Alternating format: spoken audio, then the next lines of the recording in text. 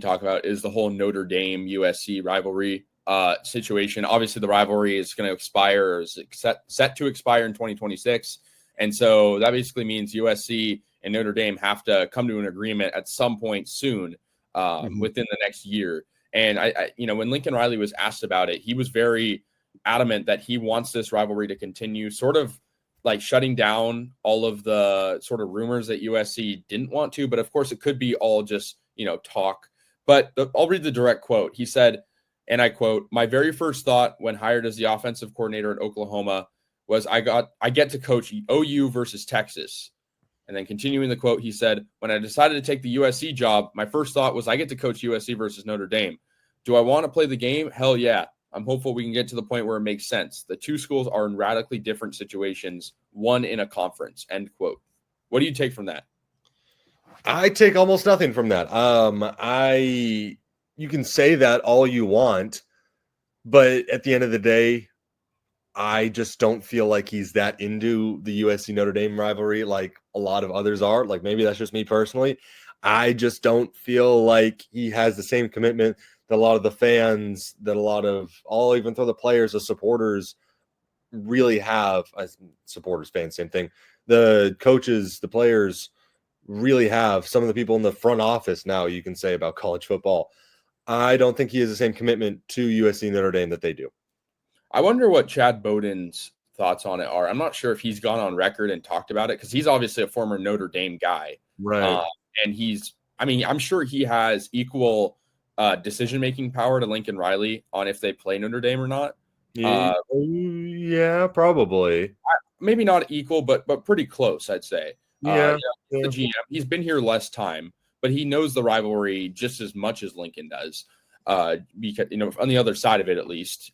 So that's one thing I question too, because you brought up the front office, and that's such a new thing. We don't know what their perspective on the whole thing is.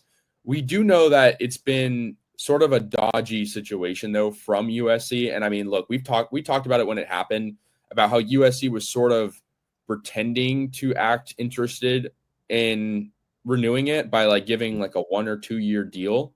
But let's be real. This is a rivalry that Notre Dame wants, and most of the fans want forever. Like, this is over 100-year-old rivalry. I think it's actually 99 years at this point. So it's nearing a century of play. And I just think USC offering a 1 or 2 year deal was pretty insulting at the time. So for Lincoln Riley, to how it circles back to today, I think Lincoln Riley acting like that was never a thing is a little weird to me. I mean, look, he has to give like his answer at the podium, but at the same time, him saying the schools are in radically different situations, like they have been forever.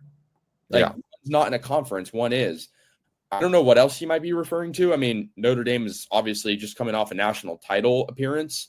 So I don't know if it has anything to do with that, because that would be sort of a weak thing to say. Very.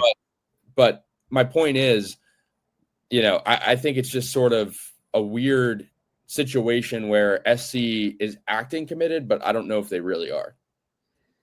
Yeah, no, I agree with that. And that's just kind of what we've seen about this rivalry the past couple months. That, like I said, that quote doesn't mean anything to me. You can say all this. What I have learned from college football, there is no loyalty. There is nothing within these coaches. If they can do what they think is best for them, maybe even the program, they are going to do that. If that means getting one more win instead of playing Notre Dame, and then maybe in a different year you'll play like Ole Miss, someone else, get a little parity in there, then I think they would do that. That's all they really care about. They care about winning. They care about themselves. That is what I've seen from a lot of coaches. So I don't really, unless I see like on paper them agree to a new like extension with the deal, I'm not going to believe it's happening, because it's only, like you mentioned, it's only a year out. Yeah, and I mean, one other thing that they do care about is money. And I'd imagine the Notre Dame USC rivalry is pretty profitable. But in the same vein, USC scheduling LSU week 1 at Allegiant Stadium last year, and I'm using that game as an example of something that could replace a Notre Dame game in the future, Right. like you mentioned, playing an SEC team. Like, that was probably an even bigger revenue driver. And the fact that USC won against LSU was huge, and it put USC on the map a little bit, even though their season didn't end up the way maybe it intended to be. So my point is, I mean, let's be real. USC has taken a beating at the hands of Notre Dame these, past few decades or so, really the post Pete Carroll days.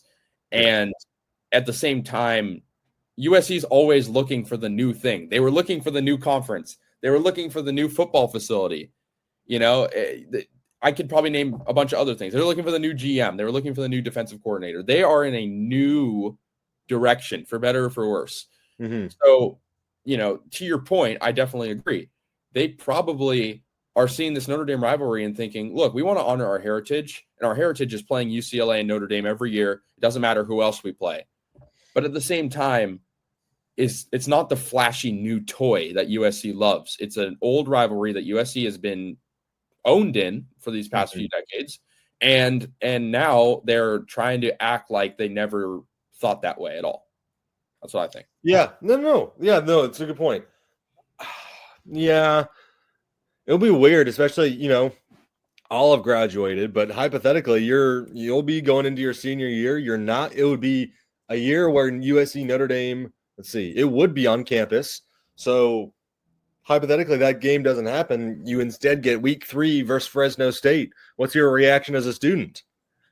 I would be really disappointed. I mean, it says it in my subtitle. I'm a USC football broadcaster. So I want to call the coolest games. I want to call the best games. And I mean, USC Notre Dame, even though it's been a one-sided rivalry, the games have still been good. Like last year was a good game objectively. The year before at South Bend was not as good, but still it's a rivalry that I want to see continue as a student. And I think the students, this is a whole other conversation, a whole other can of worms. I think the students need to embrace this rivalry a bit more because I think, obviously USC fans, we have our thoughts on the culture of the fan base. You and I know we do.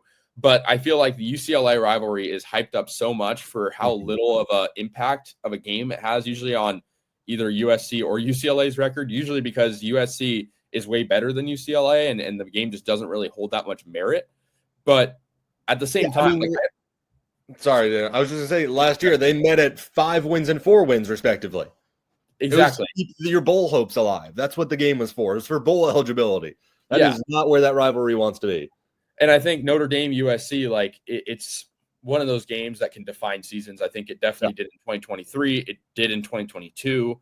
This year, maybe not so much for USC, but it certainly did for Notre Dame.